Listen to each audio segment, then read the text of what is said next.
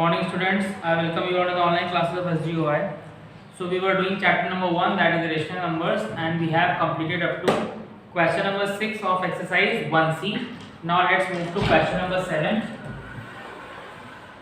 Question number 7 is saying that the product of the two rational numbers is minus 7. If one of the numbers is minus 8 upon 11, find the other. Okay. So in this question you have been provided with the product of the two numbers. That means कि दो numbers का जो multiplication आएगा वो आपको given है और उन दोनों नंबर्स में से किसी एक नंबर की वैल्यू आपको गिवन है और आपसे बोला जा रहा है you have to calculate the other number, जो बाकी दूसरा नंबर है उसकी वैल्यू क्या होगी, this you have to calculate. तो यू नो वेरी वेल कि अगर हम लोग प्रोडक्ट को फर्स्ट नंबर से डिवाइड कर दें तो हमें पता चल जाएगा कि आपका दूसरा नंबर क्या है. फर्स्ट ऑफ ऑल आप क्या लिखेंगे, product of two rational numbers.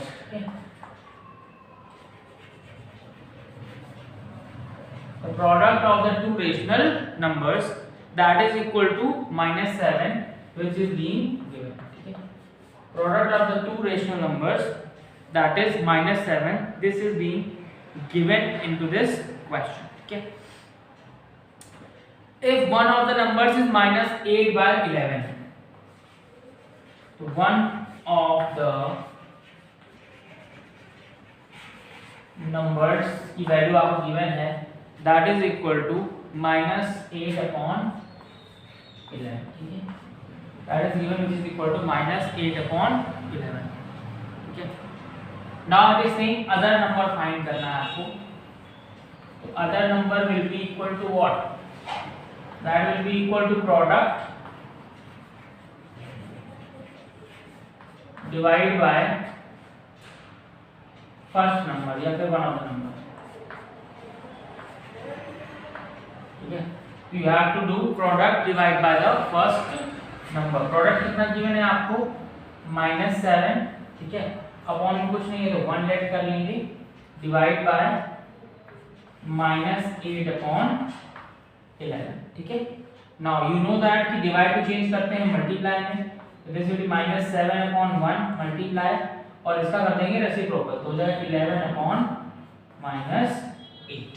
ठीक है, माइनस से माइनस एलिमिनेट होगा, 7 into 11 will give you 77 and upon 8.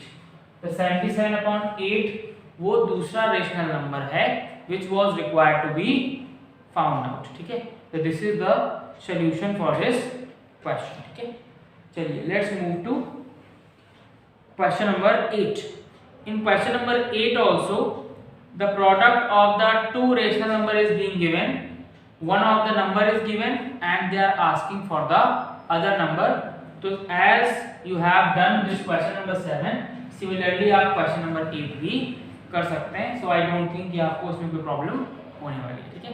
Now we will be doing question number 9.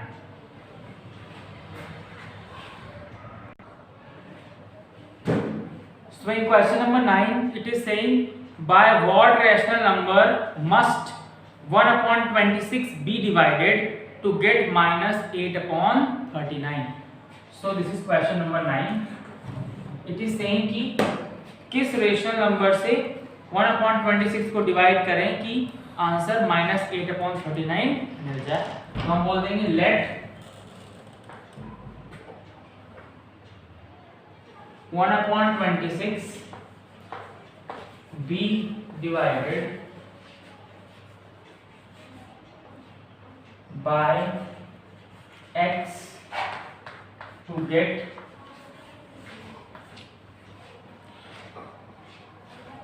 minus 8 upon 39.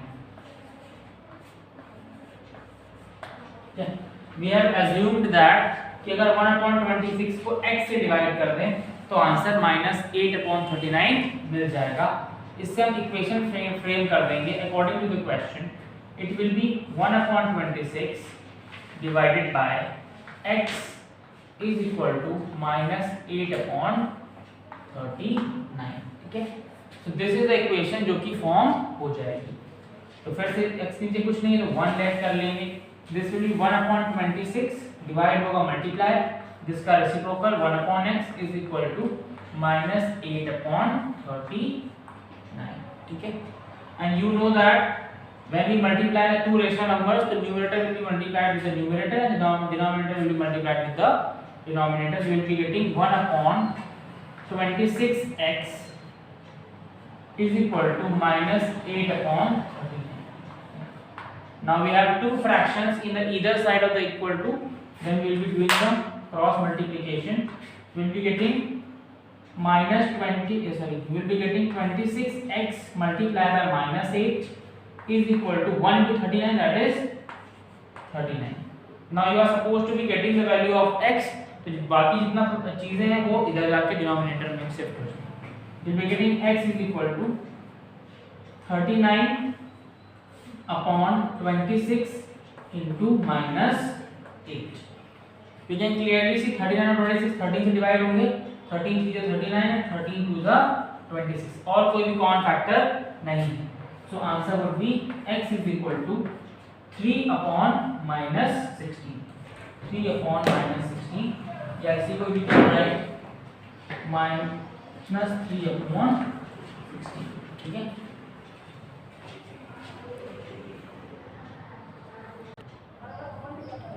So this was the solution for your question number 9. Now moving to question number 10.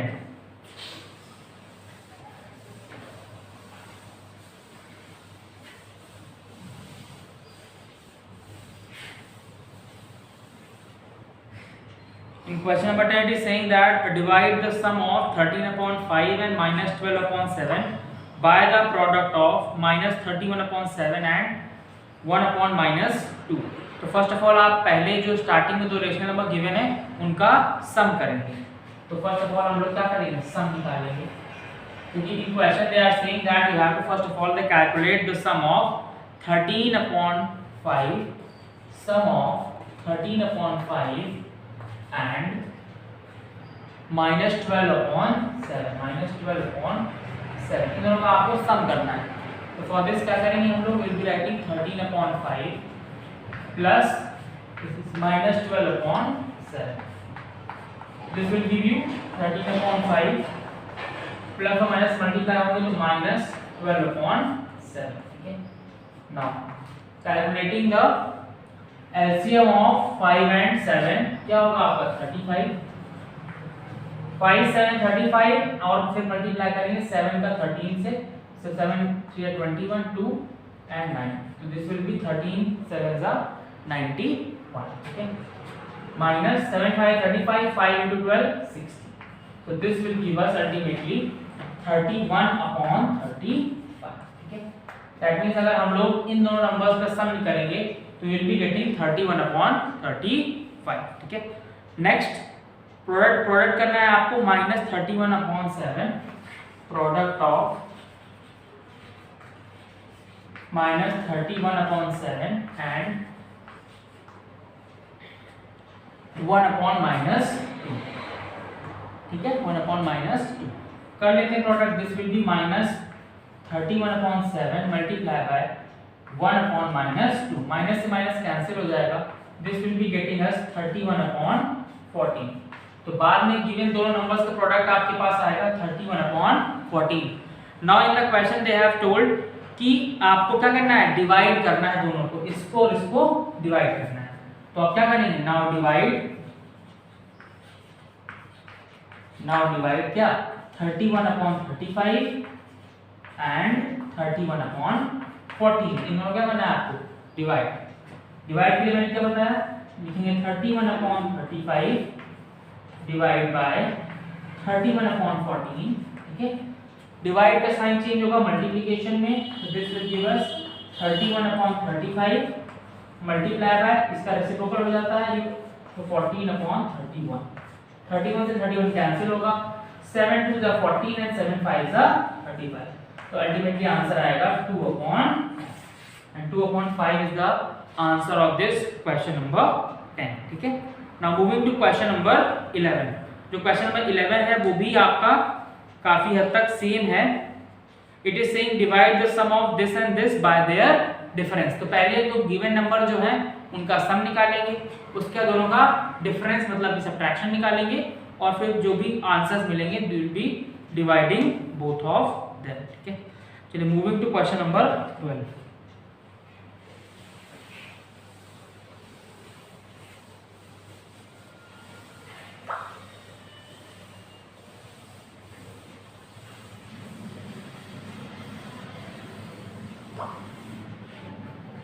In question number 12, it is saying find the cost of 3 whole 2/5 meter of cloth at rupees 63 whole 3/4 per meter।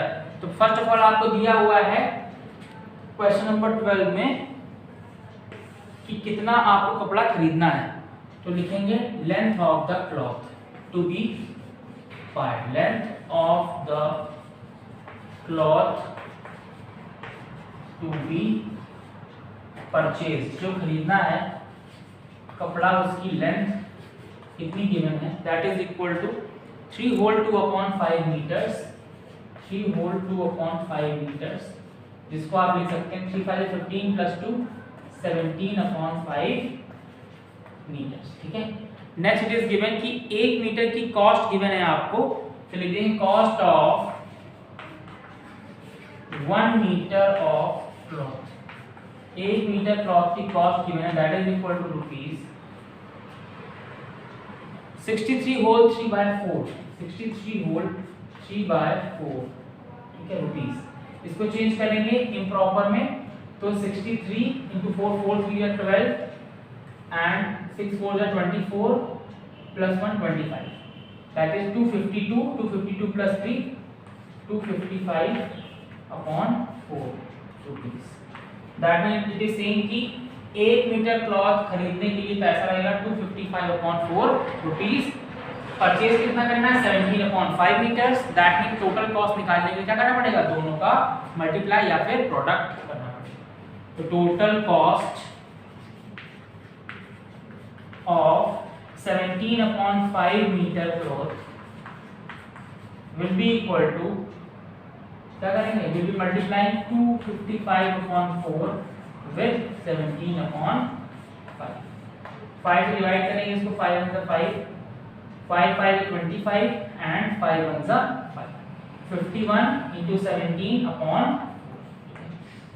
this will be 17 1 जा 17, 7 carry 1, this will be 17 5 जा 85, 85 plus 1 86/4। okay, so this will be 867/4 rupees। इसको आप change कर चाहें तो change कर सकते हैं, मिक्स फ्रैक्शन में भी वो भी करके देखें। दिस विल गिव अस 4 2 जा 8, 4 1 जा 4, 2 बचेगा, 2 1 7 27, 4 6 जा 24, reminder 3, that is 216 whole 3/4 rupees। तो आप चाहें तो ये आंसर लिखें, ये भी राइट है, और चाहें तो ये भी लिखें, ये भी राइट है। So that is all in today's class, students.